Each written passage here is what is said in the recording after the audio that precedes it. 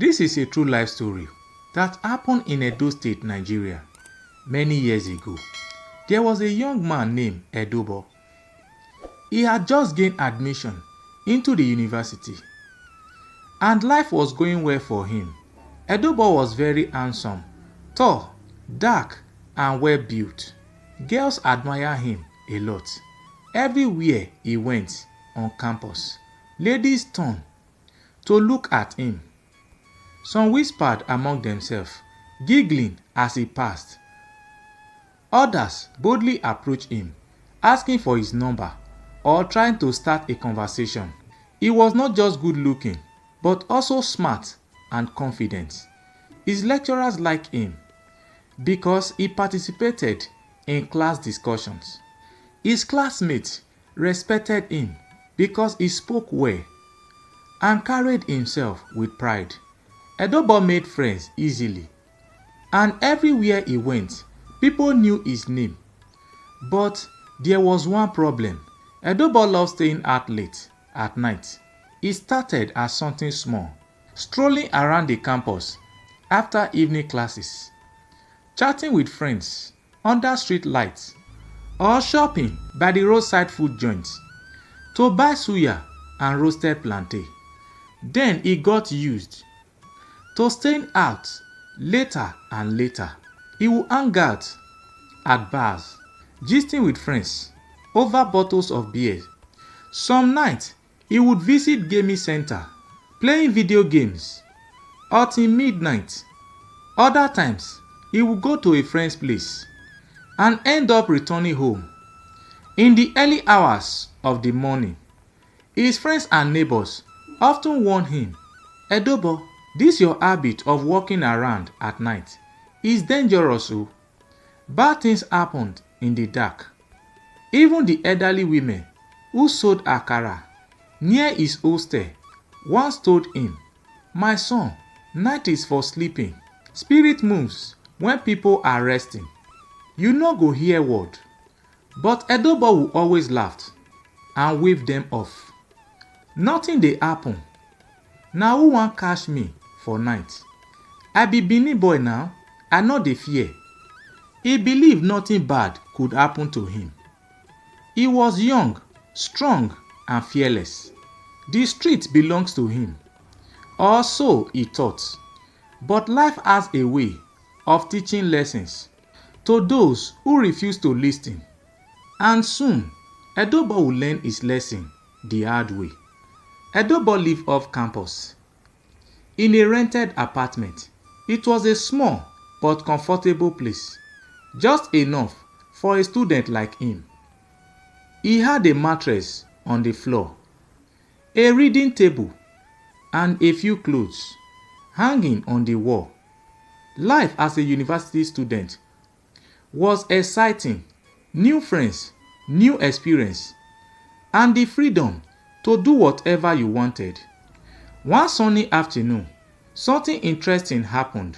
He met a girl. Her name was Becky. She was a 100-level student, light-skinned, with a perfect smile that could melt any man's heart. Her eyes sparkled when she talked, and her laughter was soft and sweet. She was the kind of girl that made people turn their heads when she walked past. Edo liked her immediately. She was beautiful, and he could tell that she had a soft, gentle nature. He wanted to impress her, so he started talking to her. "Fine girl, you no go even greet me?" he teased, flashing his best smile. Becky laughed. "I don't greet strangers." "Stranger care, you don't see person wey fine like me before?" he joked. Becky shook her head, smiling. "See confident. You too like yourself." Edo grinned. "No be my fault now. If you fine, you go sabi say you fine." She laughed again. That was it. He had her attention. They continued talking, and before long, Edo cracked jokes, making her laugh until she hurt her stomach. She seemed to enjoy his company, and that gave him the push to keep going. Soon they exchanged numbers.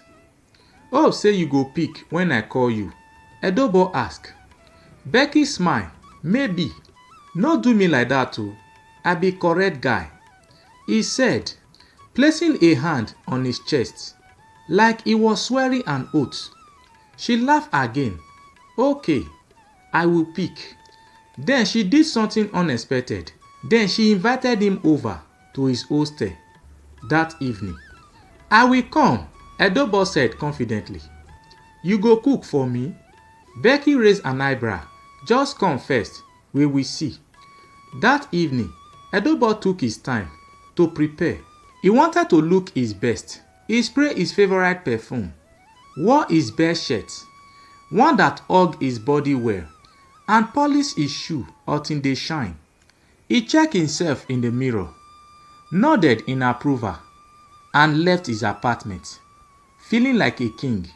When he got to Becky's hostel, she welcomed him warmly.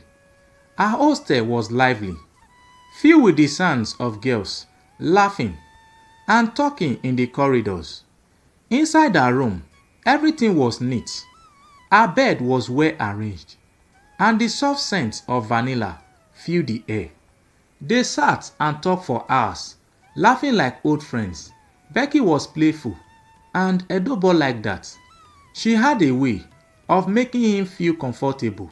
She offered him a bottle of soft drink, which he gladly took. But there was no food. "No food for me?" he asked, pretending to be sad. Becky laughed. "You never even try win me first. You don't dey ask for food." Edobo choked. I gree for you, no wahala." He did not mind. The conversation was sweet, and he was enjoying himself. But time moved fast. 1 minute, they were laughing and talking. The next, it was already late. The hostel was quieter now, and some of the girls had gone to bed. Edobo checked his time. It was past 11 p.m. "I have to go," he finally said. Becky's face changed. She looked worried. "It was very late. Are you sure you will be fine?" Edobo smiled and waved his hand dismissively. "Don't worry, my dear. I be sharp guy. Nothing fit happen to me." Becky hesitated for a moment, then nodded. "Okay, just be careful." With that, Edobo stood up, stretched his hands, and stepped outside. The night was dark, and the street was quiet. He adjusted his shirt, took a deep breath, and started walking home. As he walked along the lonely road, hunger suddenly hit him hard. He had not eaten that evening before he went to visit Becky. His stomach grumbled, and he felt weak. He placed a hand on his belly and sighed. "Chai, hunger wan finish me." His mind drifted back to Becky's room. He had been so caught up in their conversation that he forgot to ask for food properly. He had joked about it, but she did not take him serious. Now he was paying the price, just as he was wondering what to do. He saw something ahead. By the roadside, there was an old woman selling Akara. She sat on a small wooden stool, her frying pan placed on a charcoal stove. The small lantern beside her cast a dim glow on her wrinkled face. Smoke rose from the sizzling oil, and the aroma of hot Akara filled the air. Edobo's eye light up. "Thank God," he said to himself. "At least I can eat before I get home." He walked up to the woman eagerly. "Madam, I want buy Akara." The woman turned to look at him and smiled. "How much owe you want buy?" But the moment she smiled, Edobo felt something was wrong. He blinked, his heart skipped a beat. The woman's teeth, they were not normal. Each teeth was long, sharp and thin like a needle. For a moment, Edobo could not move. His leg felt heavy. Fear gripped him, but he tried to act normal. Maybe his eyes were playing tricks on him. Maybe it was the dim lantern light. But deep inside, something told him to run. Sweat formed on his forehead. His mouth felt dry, but he did not want the woman to suspect that he was afraid. He forced himself to speak. "Give me Akara, 100 naira on." The woman nodded and turned back to her frying pan. She used the wooden spoon to scoop the golden brown Akara from the hot oil and place it inside a piece of old newspaper. As she wrapped it up, her long sharp teeth became visible again. Edobo swallowed hard. His hands were shaking as he collected the Akara. "Take," the woman said, still smiling. Her voice sounded normal, but there was something strange about her, something he could not explain. He quickly turned to leave. He needed to get away from there fast. As he walked away, his mind raced. What did I just see? Was it real? Or am I just imagining things? His heart was beating fast, but he did not look back. The road was quiet, too quiet. The night air suddenly felt colder. He clenched the newspaper wrapped Akara in his hand, unsure if he should eat it or throw it away. As soon as he was out of the woman's sight, Edobo threw the Akara away with shaking hands. His heart was pounding fast, his whole body covered in sweat. What kind of human being has teeth like that? He thought. His mind was racing. Was it a sickness? Was she wearing fake teeth? Was she something else entirely? He wiped his forehead and picked up his pace, his leg moving faster than before. The road was quiet, too quiet. Even the usual night sounds, the distant hoots of an owie, the rustling of leaves, felt absent. Every shadow seemed darker. Every corner felt like something was hiding in it. He looked around, making sure he was not being followed. But just as he was about to relax, he saw something ahead that made his breath catch. Another woman. She was standing by the roadside, dressed in a long wrapper, with a scarf tied around her head. Her arms were folded in front of her, and she was staring directly at him. His stomach tightened. Who was she? Why was she looking at him like that? As he got closer, he decided to warn her. Maybe she was just another innocent person passing by. Maybe she did not know what was ahead. "Madam," he said, his voice shaking but urgent. "I beg, if you dey go that side, no buy Akara from that woman wey dey sell for road. If you see her teeth, dem be like needle." The woman smiled at him. A cold shiver ran down Edobo's spine. Then slowly, she opened her mouth wide and whispered, "Like my own." Edobo froze in shock. His leg refused to move. His brain screamed for him to run. But fear held him in place. The woman's teeth, they were exactly the same.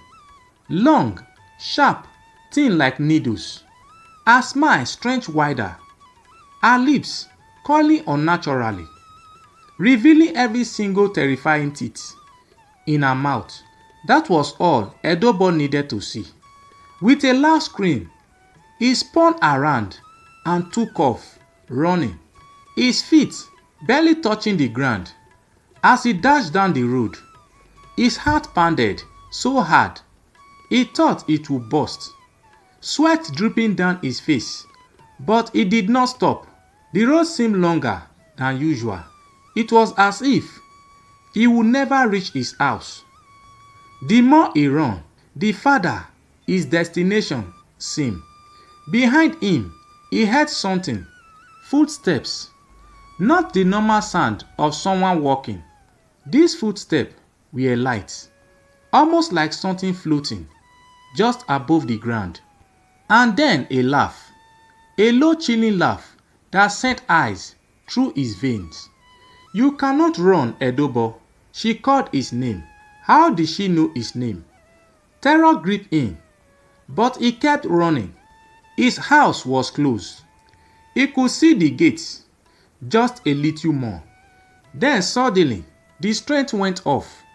When he finally reached his compound, he banged on the gate, shouting like a madman, "Open the door! Open the door!" His heart was pounding so hard, he thought it would explode. His legs felt weak, his whole body trembling with fear. Inside the compound, a light flickered on. Someone was coming.